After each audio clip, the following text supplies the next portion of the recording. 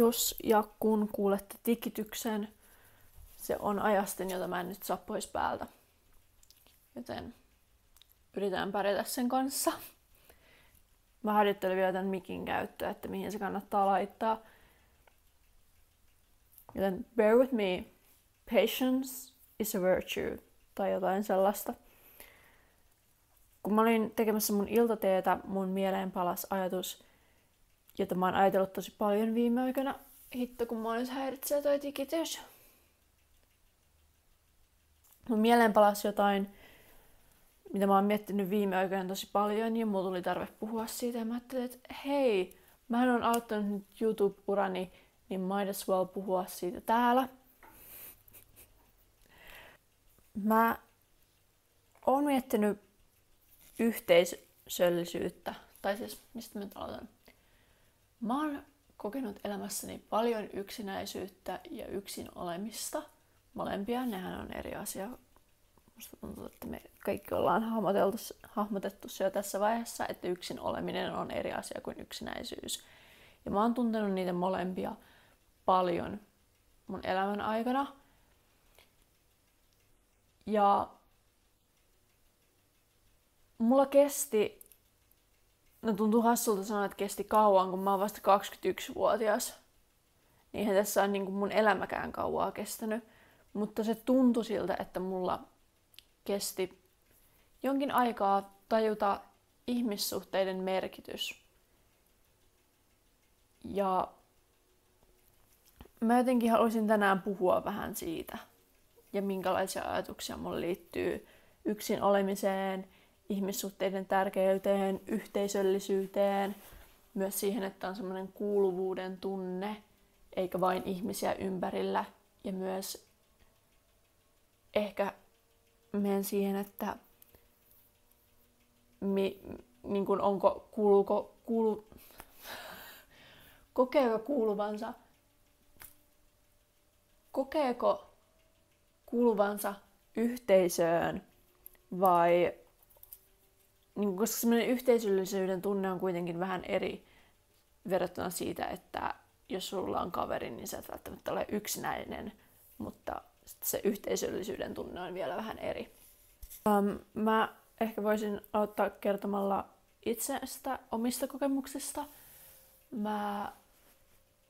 Mulla oli lapsena kavereita. Teinivuosinakin mulla oli ihmisiä ympärilläni. Musta tuntuu, että mä aina syystä tai toisesta pidin silleen ihmiset pienen etäisyyden päässä. Ehkä musta tuntui teinivuosina, että mun ympärillä ei ollut semmoisia ihmisiä, jotka mä olisin kokenut turvalliseksi päästää lähelle. Tai mistä se nyt ikinä johtukaan, mutta mä pidin mun kavereihinkin, joita mulla oli, niin semmoisen tietyn etäisyyden. Ja sitten pikkuhiljaa just kun mä kasvoin, niin mulla tuli kaikenlaisia ongelmia niin kuin minäkuvan kanssa ja mulla oli semmoinen olo, että mä en kuulu mihinkään. Mä oon outo, kukaan ei ymmärrä mua, kukaan ei tykkää musta, kukaan ei halua olla mun kaveri. Ja mä erotun joukosta niin kuin huonolla tavalla. Ja kaikki tämmönen ja sekalaiset ihmissuhteet sitten johti siihen, että jossain vaiheessa mä olin vaan silleen, että okei, jos kukaan ei halua olla mun kaveri, niin mä en sit tarvikkaan ketään. Joka silloin tuntui maailman niin kuin vahvimmalta ja niin kuin parhaimmalta ajatukselta. Se tuntui, että se kumpusi semmosesta itsevarmuudesta, että no mähän pärjään yksin, vaikka oikeasti se kumpusi siitä, että mä en kokenut, että muut hyväksy mut. Enkä hyväksynyt itseäänikään oikein. Ja se on mielenkiintoista, kuinka se voi näyttäytyä semmoinen niin kuin yksin pärjääminen ja yksin olo just semmoiselta, mä en tiedä sitä suomenkielistä sanaa, mutta niin kuin empowering. niin semmoiselta voimaannuttava on varmaan se sana. Semmoiselta niin voimaannuttavalta ja itsevarman ihmisen tekemiseltä. Tai että no mä pärjään niin hyvin itsekin. Mutta musta tuntuu, että mä ajattelin, että se ei itse asiassa ole ollenkaan sitä, vaikka mä joskus luulin.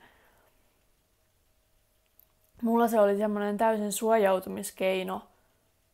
Ehkä se oli sitä, että mä yritin vaan löytää jonkun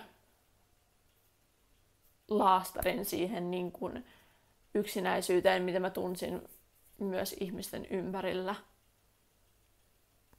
Ja sitten mä vietin ihan älyttömästi aikaa yksin. Mulla ei oikein ollut kavereita.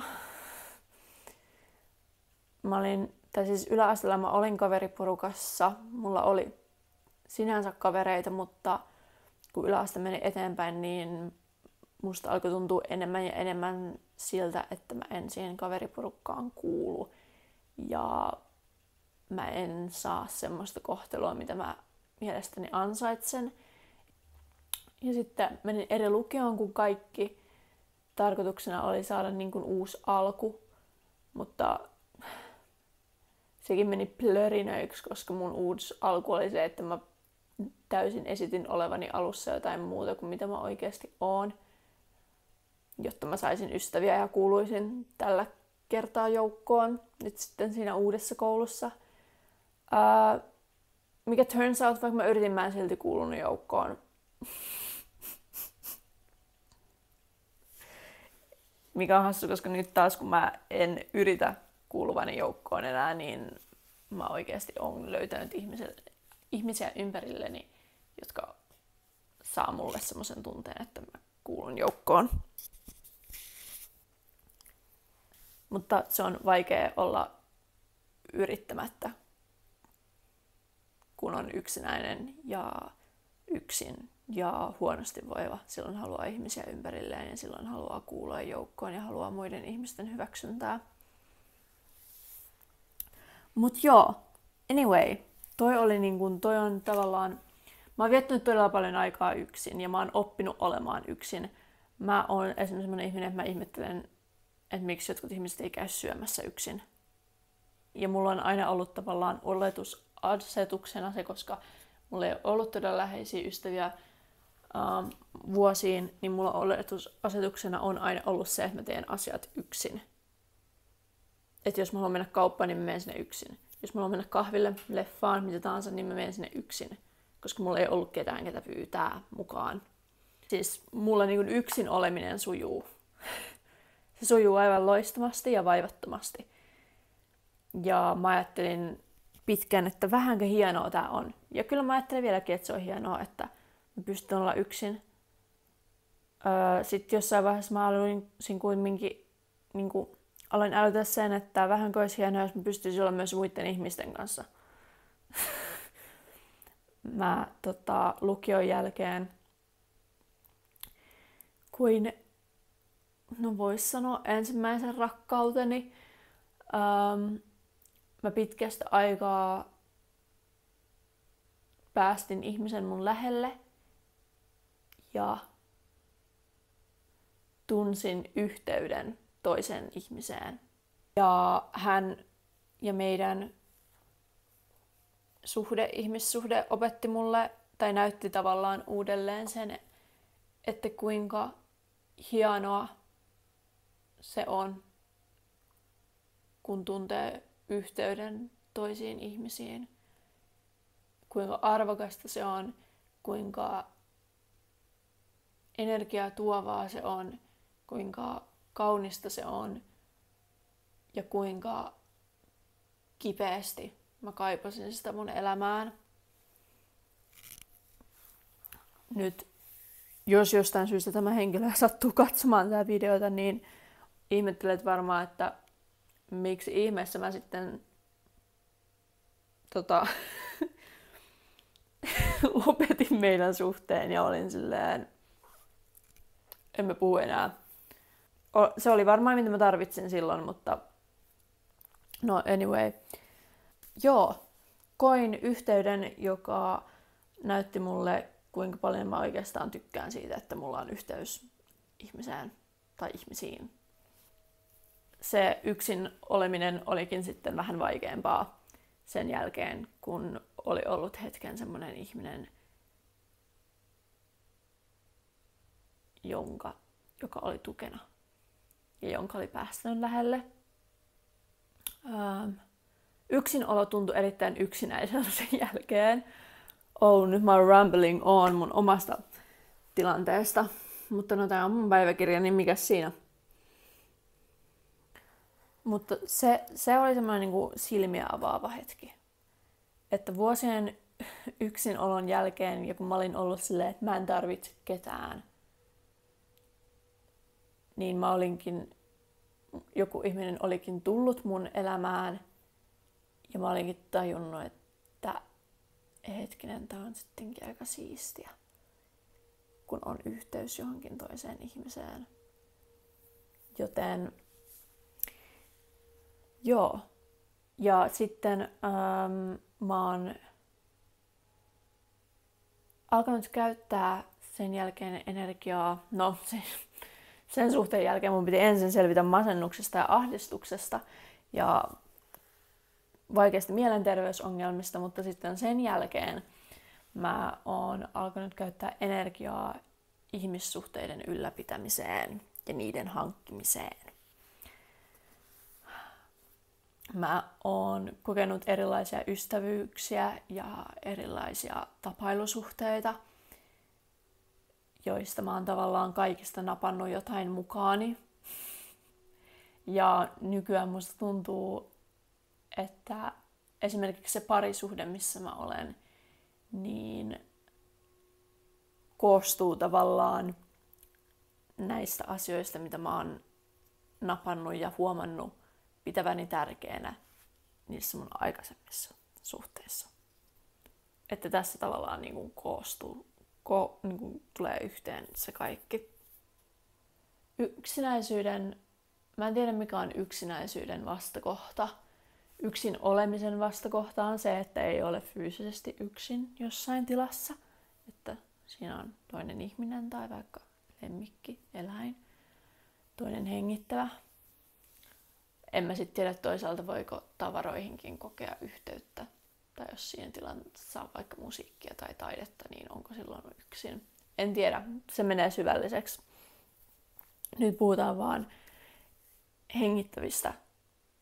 hengittävistä olioista.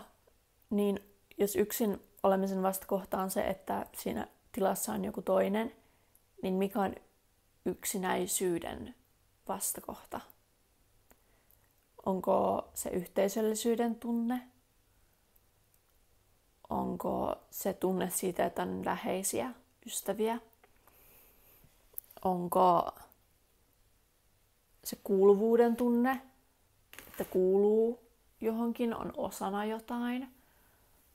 Mä en tiedä.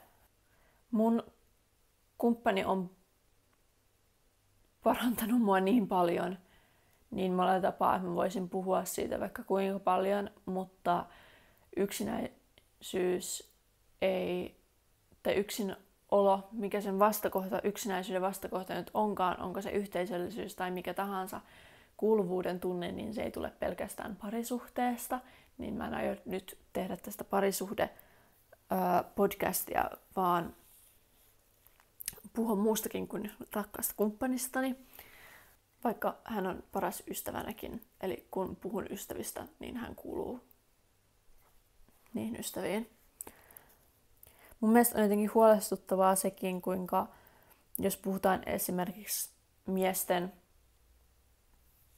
yksinäisyydestä tai tästä miesten yksinäisyysepidemiasta, niin tosi usein se keskustelu pyörii sen ympärillä, että ne miehet ei saa naisystävää, tyttöystävää, mikä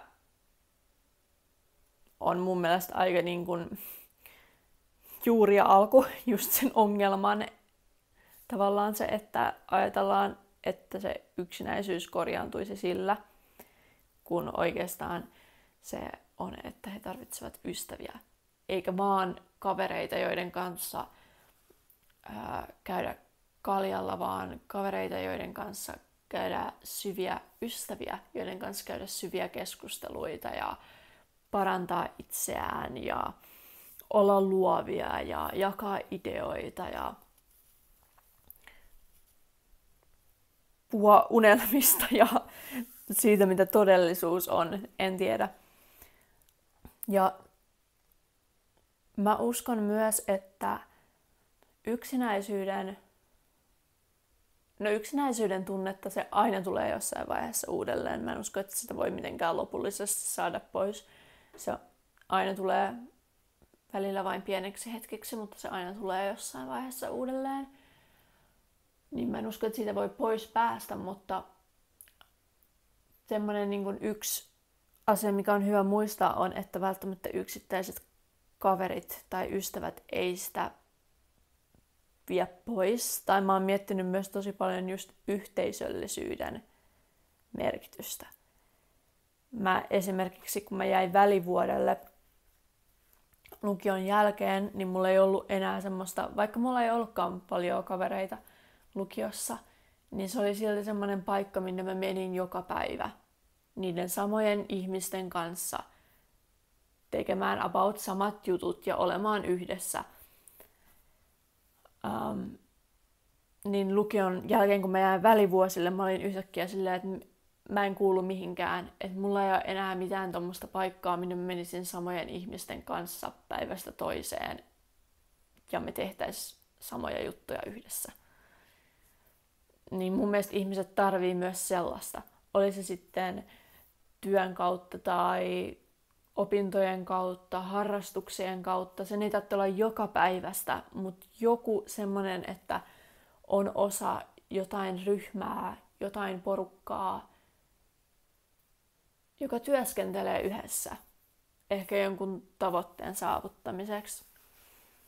Mä en halua tässä nyt, vaikka psykologiasta onkin erittäin kiinnostunut ja sitä on opiskellut, niin en halua vaikuttaa mitenkään asiantuntijalta. Tästähän on tehty ihan hirveästi tieteellisiä tutkimuksia siitä, että miten yksinäisyys vaikuttaa ihmisiin ja miten yhteisöllisyys ja ystävät vaikuttaa positiivisesti ihmisiin, että niitähän on. Tämä ei ole mikään, että Roosa älyää tämän asian maailman ensimmäisenä ihmisenä. Mutta tämä on mun päiväkirja. Mä saan jutella tänne, miten mä haluan. Tajusin myös, että mä oon pölöttänyt niin paljon, mä en juonut yhtään tätä teetä.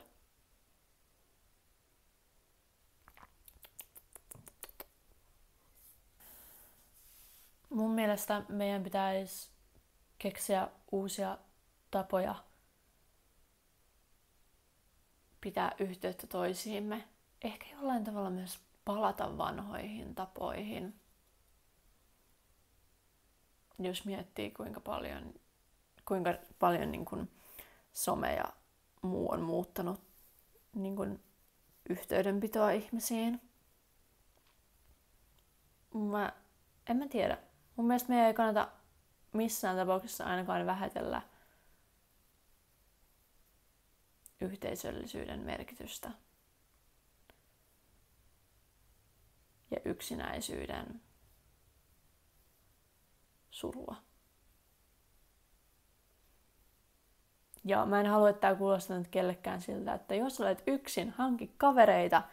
Mä en tarkoita tää niin. Mä oon ollut siinä pisteessä, että mä oon ollut yksin enkä saa kavereita. Onhan mulla aina perhe siis ollut, mutta musta tuntuu, että perhe on asia erikseen. Tavallaan. Olipa juttu tuokin. Mä oon pölöttänyt puoli tuntia. Mun pitää nyt niinku jättää nämä ajatukset hautomaan ja syödä iltapalaa. Mulla on hirveä nälkä. Kiitos kun katsoit. Jos olet vielä täällä. Hei hei. Hyvää yötä.